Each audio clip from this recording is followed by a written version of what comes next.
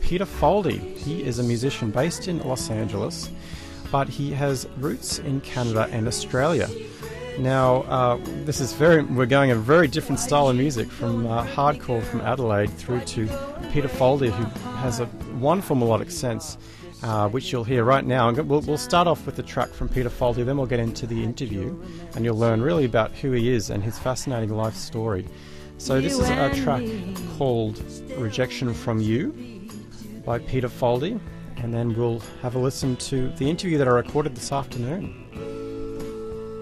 This is Stranded, the Australian-Canadian music show, and you just heard there Peter Foldy with the track Rejection from You. Now, Peter Foldy is based in Los Angeles, but he has lived in Sydney, Australia, as well as Toronto. He had a lot of success as a recording artist, particularly following the release of Bondi Junction, which was a big hit for him in 1973. Very interesting chap. He was born in Budapest, Hungary, but is also an Australian citizen, given that he grew up there for part of his life, and of course Canada and now LA. And I had a chat with him on the phone today. He called through from Los Angeles. So let's have a listen to that chat now, and we'll hear some more songs from Peter Foldy too between now and 7 o'clock, including Bondi Junction. Hello, Peter. Hello, Matt. Or should I say Matthew? Oh, Matt's fine, yeah. That's good. Hey, Matt. How are you? I'm very good. Really excited to connect. Thanks so much to Sarah Lapsley for letting me know about you being in town recently. You're recording with Todd Fancy, who is a local musician. We'll get to that a bit later. But first of all, you spent time in Sydney. Right through the 60s. I actually lived in Sydney from like late, this is going to really age me, but from the late 50s to about, I think I left in 65. So yeah, I lived there quite a while, about 7 or 8 or maybe 9 years. I'm not entirely sure at this point. And I am an Australian citizen. I got my citizenship. I'm one of the few Aussies without a real Aussie accent. I actually had one when I lived there, but lost it from all the years away. And And now I'm a Canadian because I moved from Sydney with my family when I was a kid. I moved to Toronto, so I spent a lot of time in Toronto living there, and started working in LA, and that's how come I'm here. And so Sydney was definitely like a formative period for you. Very much so, yeah. For those teenage years. And how did music come about for you? Because having personally known members of the Bee Gees is an extraordinary stroke of good fortune. Were you already doing music before you met them, or how did that relationship develop, and how did it affect your life? Well, basically, my mother tells me I was always a musical little kid. I used to sort of sing and dance and just be a little clown when I was a kid. And I always had an interest in it, for whatever reason, because I felt I was okay at it, I guess. I mean, I don't know if I was okay at it. I probably sucked. But, I always liked music. And when I was about 12, I went on some, since this is an Australian show, some people might remember, it was called Opportunity Knocks with Desmond Tester. It was an Aussie kiddies talent show. The Bee Gees were on it as well, probably around the same time. And I want to watch or some damn thing, but it was so exciting to be on television. I'm not sure if it was live. I don't think, it was live. Of course it was live. They didn't tape anything then. And it was just like this real, sometimes I still smell wood, like construction wood, and it reminds me of that studio. It was just a magical time. So anyway, I had an interest in music, and when I went to high school, I met a kid called Trevor Gordon, who was a singer in Australia, and he was quite well known back in those days. This is the 60s now. And Trevor sang on the Johnny O'Keefe show a lot, and he used to do a lot of duets with Little Patty, who was a big Australian pop star at the time, young pop star at the time. And through Trevor, who became sort of this TV star of sorts, I got to meet first Morris, and then Robin, and then Barry. Got to meet all the Bee Gees, and they were very, very influential. First of all, because of their amazing talent. Just going out to their house and seeing those guys pick up guitars and start singing three-part harmony. Being in the same room, which you just go, oh my God, you just don't hear things like that, unless it's Lennon and McCartney. I mean, that's how good they were. They were just so amazing. The blend between the brothers, and I was just knocked out by the talent and by the whole excitement of what was starting to happen for them. They weren't gigantic stars. They didn't get a whole bunch of respect in Australia in the early days, you know, because they were kind of dorky-looking kids with those buck teeth and wore those crazy little vests and things. And Australia at first, you know, although they were working a lot at RSL clubs and on television, I don't think they were like, you know, anywhere. Well, I know they weren't anywhere near the acclaim given to them as they received once they started having hits in England. But you know, but so that's basically, that was a huge inspiration to me to say, oh my God, I want to do this too. Of course, I never told anybody, and I certainly wouldn't have told the Bee Gees or Trevor because I was too embarrassed and too sort of overwhelmed by their talent to ever like bring that up. Oh, by the way, guys, I want to be a singer too. Yeah, screw you. You know, or I don't know what they would have said. They might have been encouraging, because later when they went to England, they brought Trevor out, and he had a very, very successful recording career that the Bee Gees produced in a band called Marbles, and they had a bunch of, you know, a couple of #1 hit records in Europe. So, in fact, the Bee Gees are very helpful of their friends. They launched Samantha Sang. They helped Trevor a great deal, you know. So who knows? But I never told them that I wanted to be a singer. I didn't really know what I wanted to be, other than in entertainment business, which was kind of a secret I kept to myself. Sorry if this was a long-winded answer. No, I mean it's so interesting because people associate them with the big mainstream disco hits, but you were around at that time, when they were literally in their formative period. And I'm intending to do a special on that period here on the show, so this is a really good segue into that for another time. Well, you know, in those days, the Bee Gees were actually adult entertainers. I don't mean adult like pornography. I mean like they would play for adults. Their audiences were adults. They were playing at RSL clubs, you know, like, and so they would sing, you know, Mills Brothers songs, and you know, like, you know, they would sing Bye Bye Blackbird and things like that, you know. They weren't a rock band at that time, although maybe they wanted to be, but they made their living by playing those kind of clubs where people gambled and smoked.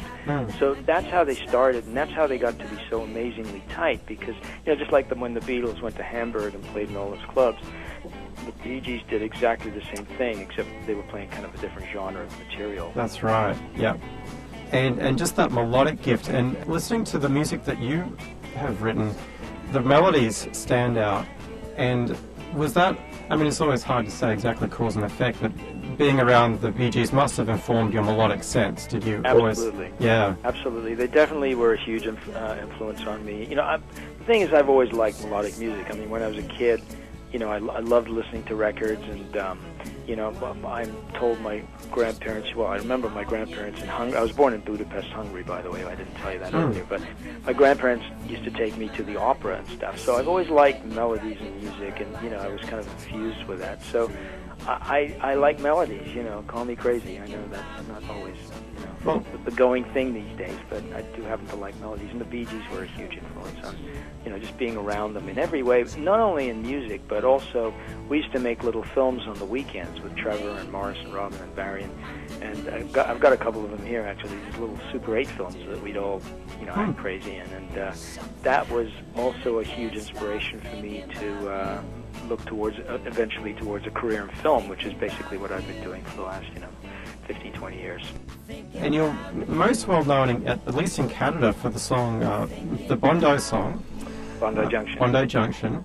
Now, is there a very specific emotional memory of a specific girl at Bondi Junction? Absolutely. Yeah. There was. Very much so. Well, you know, Bondi Junction is like Bondi Beach, everybody's heard of. Bondi Junction, you know, people from Australia know what a junction is. You know, it's kind of like a main street area, you know, a main section of a suburb. And that's where my school bus used to go you know, I used to catch my school bus from Bondi Junction to go to my high school. And, you know, in those days, there were separate boys' schools and girls' schools, so I was on the boys' school bus, and the bus, like, always stopped at this stop where the girls' school the girls were waiting. And so there was this really beautiful girl. She kind of looked like little Patty, that singer I was telling you about. She was really cute and blonde, and I used to, like, always see her and just make eye contact. And I was, of course, extremely shy. And one day I got the nerve to throw a note out the bus saying, "Meet me in Bondi Junction on Saturday at 1 o'clock in front of the Metro Cinema," or something to that. Wow. And that took nerve. So I threw it out, and like an idiot, I showed up, and so did she. It was crazy. It was like sort of like one of these bizarre things. And she showed up, and we barely talked, but we went to the cinema, and we like held hands and, you know, kissed a little bit or something, which is pretty brave. for me in those days. And, you know, it was just like a memory that always stayed with me.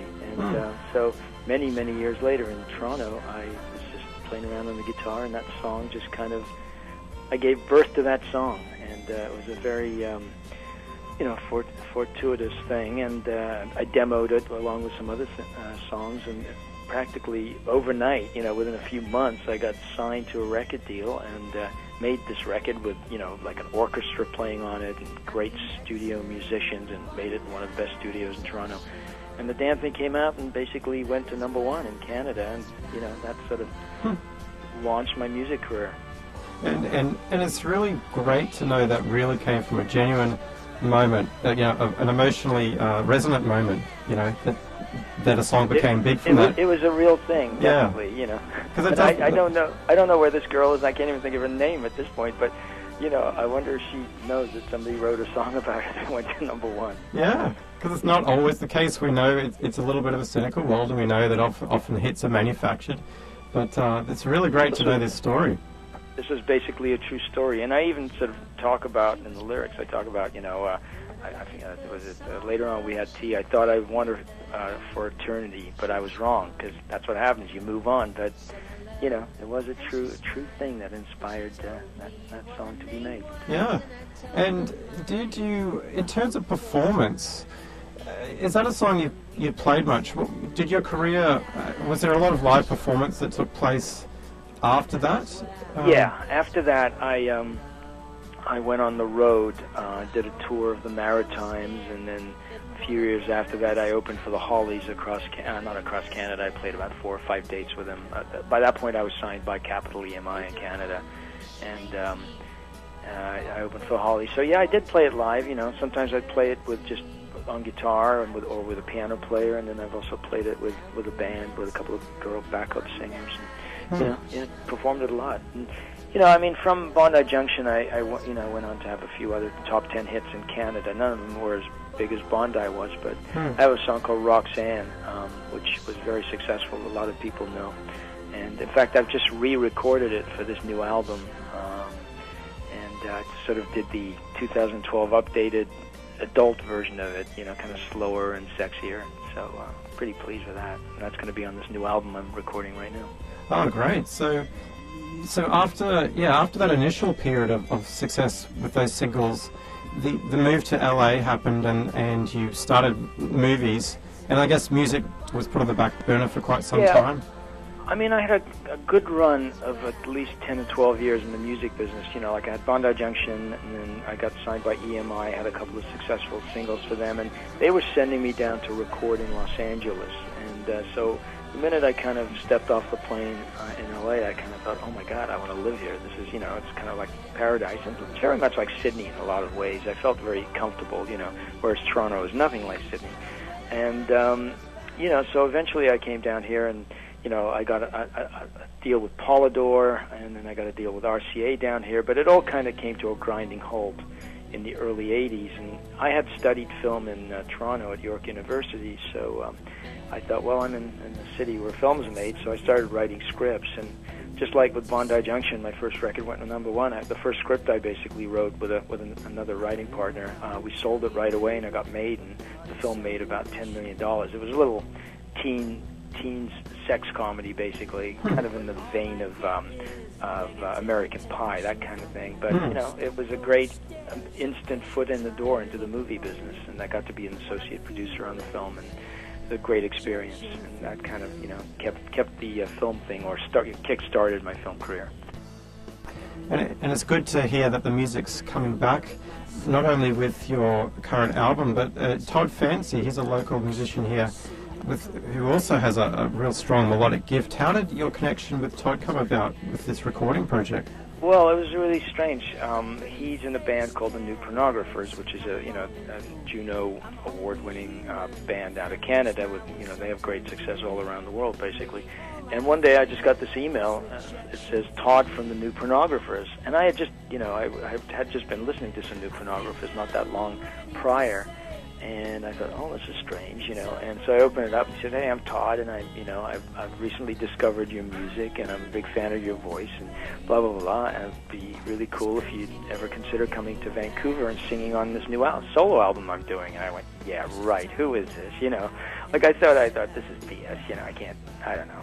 It was just seemed so weird, you know, like it's kind of like a, you know, like a glowing email from somebody that, you know, whose music I respected. So I kind of checked it out, and I wrote to him, and we talked on the phone, and it was real. And I flew up to Vancouver, a couple of months ago, no, not long ago, about 6 weeks ago, and did about 4 very intense days of singing some background vocals and some bunch of harmonies on his tracks, and it's going really well, and I'm going back again probably early January to do some more. So, yeah, it's been a lot of fun working with Todd. He's a very talented guy, great, you know, very melodic guy, very precise in terms of his recording techniques. He wants it all to be just great, which is kind of what I'm like as well. I tend to be a perfectionist. I try to be. You run out of money, and they say, okay, no more perfection. We got to finish. Got to finish up, you know. Well, ultimately, I'm just so happy to chat with you. With someone who has that melodic sense, because there's a lot of music these days that seems so detached and distorted or otherwise messed with, but a good melody is a good melody, and emotional resonance is real. And no, I appreciate you saying that. You know, I think melodies are kind of going to make a comeback. I do. I think if they haven't, I don't think they ever went away. I mean, a good melody is a good melody for sure, but, you know, I don't know. I think good music, you know, is forever. You know, I think people remember it, and it sticks in people's brains, and, you know, fortunately, people, or unfortunately, people have a lot of different choices. I mean, when I was growing up, the choices were far more limited. You know, you either like the Stones or the Beatles. You liked Neil Young or, you know, Crosby, Stills, Nash or somebody else. So the choices weren't as wide as they are now. And there's so much music out there. But, you know, people discover what they like, and they, you know, and that's been a very crazy thing for me, because I'd all but given up music, and then the internet happened, and I started getting emails and stuff from people saying, "Oh my God, I'm a big fan of yours, and I got your record, and blah blah blah." So that led us to a small label in Canada to put out a Best of Peter Foldy. This is in about 2007, and I did a tour across Canada with doing all those kind of breakfast television shows, those early morning shows, which is pretty grueling, trying to sing at 7:30 in the morning. But did that, but it made me realize that there's a bunch of people out there who actually think very fondly of Bondi Junction and my early stuff, because it was a part of their lives when they were going on their first dates or met their girlfriends or boyfriends. And, you know, like, so many people wrote stuff to me. You know, I remember dancing to your record. I remember I had people write to me and say, you know, I got your autograph when I was 15, you know. And none of this would have been possible in the days of snail mail. You know, it would have been, you know, with the internet and email and websites and Facebook. I've discovered that there are people, you know, who like my stuff, still like my stuff. So it's kind of cool, and that's why we did the Best of Peter Foldy, and that's why I'm working on this new album for people who might still be interested. Oh, that's great. And we'll definitely, hopefully we'll have you back here again in the early year. And maybe, listeners, we might have Peter in the studio. That would be the dream. But I would love that. And, you know, yeah, and actually, that would be awesome. And I'm actually going to put it to you. I've just been learning myself the last year guitar, and last night was my very first show playing in front of people in a little house. Oh, fantastic. And I was just wondering if offline, maybe would you be able to send me the chords to Bondi Junction? I'd like to play that. Of course. Yeah. Absolutely. Yeah. Oh, thanks so much. Yeah. This is how it works, you know. Get inspired and add a cover to the set, and people learn. That would be awesome. Sing Bondi Junction. You're an Aussie. You should know that song. Yeah, exactly. And I'll leave just with one last point that, yeah, it's like you answered the phone and said you're in sunny LA, and I was like, oh yeah, we're in gloomy Vancouver, but you know what? The melodies, music help to make this place less gloomy. It really does. That's very true. I appreciate you saying that, but yeah, you're absolutely right. Yeah. You know, when I was up there working with Todd on his tracks, you know, his stuff has got so much like heart to it, and so much such great melodies that, like it was gloomy when I was there, but, doing music is just an amazing, therapeutic experience, doing it and listening to it. So it's a great blessing that we have that in our lives. Absolutely. That's what I felt last night for the first time playing songs I wrote. And were you nervous? I was, yes, but once I got through the first song, it just felt natural. I know. Felt right. It's amazing. Yeah. Amazing. I like basically practically crap myself before I walk on stage. Usually it's like, oh my God, I can't do this. Especially doing television or live television. But the minute you step out there, it's kind of like the fear goes away. It's just something comes over you, and you just go with the flow. Exactly. Na na na na na na na na na. I admit that I was fooling around on the down low. Met some women, we were partying down back at their condo.